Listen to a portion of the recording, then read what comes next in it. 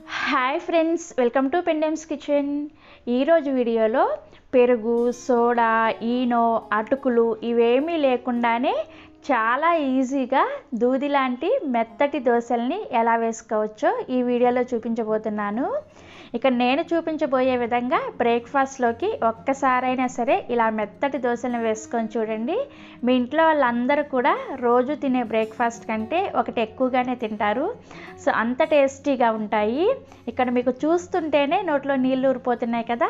ఇంకెందుకు ఆలస్యం, ఈ దూది లాంటి దోశల్ని ఈజీగా ఎలా ప్రిపేర్ చేసుకోవచ్చో ఈ వీడియోలోకి వెళ్ళి చూసేయండి.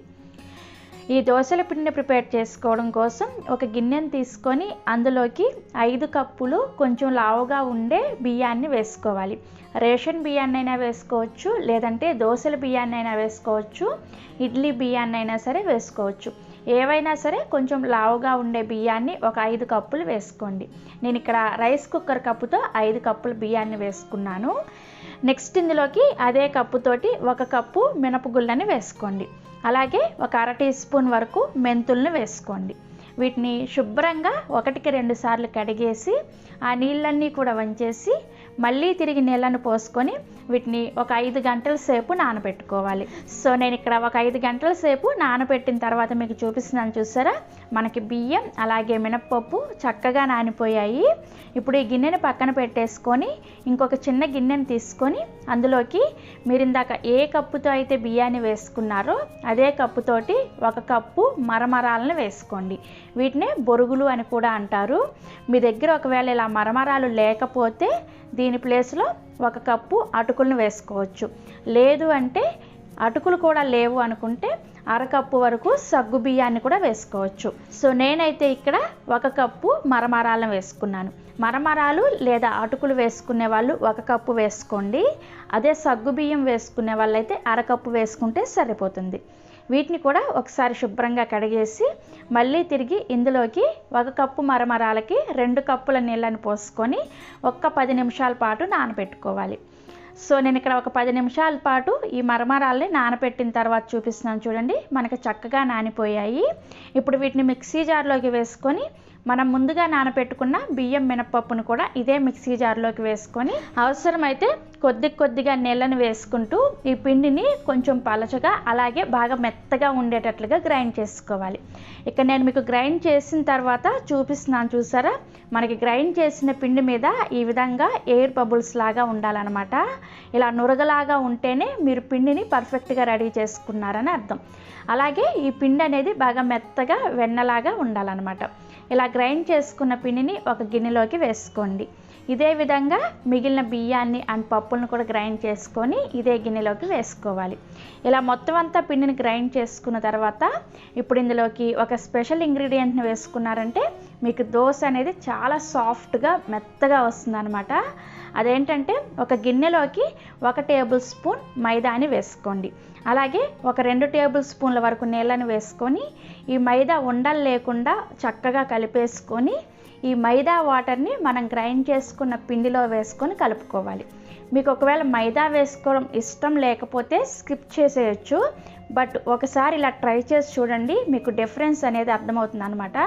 దోశ అనేది చాలా సాఫ్ట్గా స్పాంజీ లాగా వస్తుంది. సో ఇలా మైదా వాటర్ని వేసుకున్న తర్వాత ఈ మైదా వాటర్ అంతా కూడా పిండిలో కలిసేటట్లుగా చక్కగా కలుపుకోవాలి. ఇలా కలుపుకున్న తర్వాత దీని మీద మూత పెట్టేసి ఈ పిండిని కనీసం ఒక 8 గంటల సేపు పులియబెట్టుకోవాలి. వాతావరణం బాగా చల్లగా ఉంటే కనీసం ఒక 10 గంటల సేపు అయినా సరే పిండిని పులియబెట్టుకోవాల్సి వస్తుంది. సో నేనైతే ఇక్కడ ముందు రోజు నైట్ గ్రైండ్ చేసేసుకొని నెక్స్ట్ డే ఉదయాన్నే మీకు చూపిస్తున్నాను, చూసారా? మనకి పిండి అనేది చక్కగా పొంగి ఇలా బయటికి కూడా వచ్చేసింది అనమాట. పిండిని ఫర్మెంట్ చేసుకునే ముందు ఈ పిండి ఉన్న గిన్నెని ఇలా ఒక ప్లేట్లో పెట్టుకున్నారంటే పిండి అనేది పొంగినా సరే కింద పడిపోకుండా చక్కగా మనకి ప్లేట్లో పడిపోతుంది అనమాట. పిండి అనేది అప్పుడు వేస్ట్ అవ్వకుండా ఉంటుంది. మీలో ఎవరికైనా ఈ టిప్ యూజ్ అనిపిస్తే ఒకసారి ఈ విధంగా ట్రై చేయండి. సో మనకి ఇలా పొంగిన పిండిని ఎలా పడితే అలా కలపకుండా గరిటతో ఒకసారి నెమ్మదిగా కలుపుకొని ఇందులో నుంచి మీకు కావాల్సినంత పిండిని వేరొక గిన్నెలోకి తీసుకోండి. మిగిలిన పిండిని తీసుకెళ్ళి ఫ్రిడ్జ్లో పెట్టుకున్నారంటే మీరు చక్కగా 2 నుంచి 3 రోజుల వరకు ఈ పిండితోటి దోశలు వేసుకోవచ్చు. లేదంటే ఇదే పిండితోటి మీరు కావాలంటే ఇంకొంచెం మైదా పిండిని కలుపుకొని బోండాల్లాగా కూడా వేసుకోవచ్చు.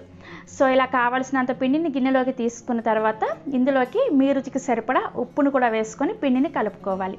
పిండి కలిపిన తర్వాత మీకు కన్సిస్టెన్సీ చూపిస్తున్నాను చూసారా, మనకి ఈ విధంగా పలుచగా గరిటె జారుగా ఉండాలన్నమాట. మీకు ఒకవేళ అవసరమైతే కొద్దిగా నీళ్ళని వేసుకొని కూడా ఈ పిండిని రెడీ చేసుకోవచ్చు. నేనైతే ఇక్కడ ఒక చుక్క నీళ్ళు కూడా వేసుకోలేదన్నమాట. నేను గ్రైండ్ చేసుకునేటప్పుడే పలుచగా గ్రైండ్ చేసుకున్నాను కాబట్టి నాకు ఉప్పు వేసి కలుపుకునేసరికి ఈ పిండి అనేది కన్సిస్టెన్సీ కరెక్ట్గా వచ్చేసింది. సో మనకి దోశల పిండి రెడీ అయిపోయింది.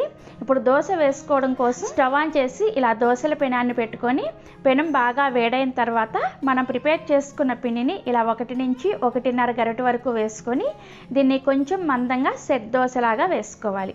దోశ వేసిన వెంటనే దోశ పైన హోల్స్ చూసారు కదా ఎంత చక్కగా వస్తున్నాయో. ఇలా హోల్స్ వచ్చాయంటే మనం పిండిని కరెక్ట్గా రెడీ చేసుకున్నాము, అలాగే పిండి అనేది కరెక్ట్గా ఫర్మెంటేషన్ జరిగిందని అర్థం. సో ఇలా హోల్స్ వచ్చిన తర్వాత మీరు కావాలంటే దీని మీద కొద్దిగా నూనెని కానీ లేదంటే నెయ్యిని కానీ వేసుకొని కాల్చుకోవచ్చు. లేకపోతే ఏమి వేసుకోకపోయినా కానీ ఈ దోశ అనేది చక్కగా వస్తుంది అనమాట. ఈ దోశ పైన పిండి తడంతా ఆరిపోయిన తర్వాత దీన్ని రెండో వైపు కూడా తిప్పుకొని రెండో వైపు కూడా ఒక 30 సెకండ్ల పాటు కాల్చుకున్నారంటే మనకి దోశ అనేది చక్కగా రెడీ అయిపోతుంది. సో ఇలా దోశని 2 వైపులు కూడా కాల్చుకొని సర్వింగ్ ప్లేట్లోకి తీసుకోండి. ఇదే విధంగా మీకు ఎన్ని దోశలు కావాలంటే అన్ని దోశల్ని వేసుకోండి. సో ఇలా దోశల్ని వేసుకున్న తర్వాత మీకు ఏ చట్నీ ఇష్టమైతే ఆ చట్నీతో సర్వ్ చేసుకోండి. చాలా అంటే చాలా టేస్టీగా ఉంటాయి. నేనైతే ఇక్కడ పల్లీ చట్నీతో సర్వ్ చేశాను.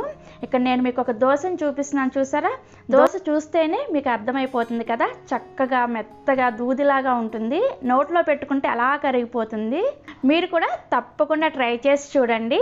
దోశ అనేది చక్కగా ఇలా హోల్స్గా బాగా వస్తుంది అనమాట. సో మీరు ఎప్పుడు ట్రై చేస్తున్నారో కింద కామెంట్ సెక్షన్లో నాతో షేర్ చేసుకోండి. అలాగే ఈ వీడియో మీకు నచ్చితే ఒక లైక్ చేసి మీ ఫ్రెండ్స్కి రిలేటివ్స్ కూడా షేర్ చేయండి. ఈ చట్నీ రెసిపీ కావాలంటే ఈ వీడియో కింద డిస్క్రిప్షన్లో ఇస్తాను, ఒకసారి చెక్ చేయండి. మరిన్ని Emmy and tasty breakfast recipes కోసం పెండెమ్స్ కిచెన్ ఛానల్ని సబ్స్క్రైబ్ చేసుకోండి. Thank you.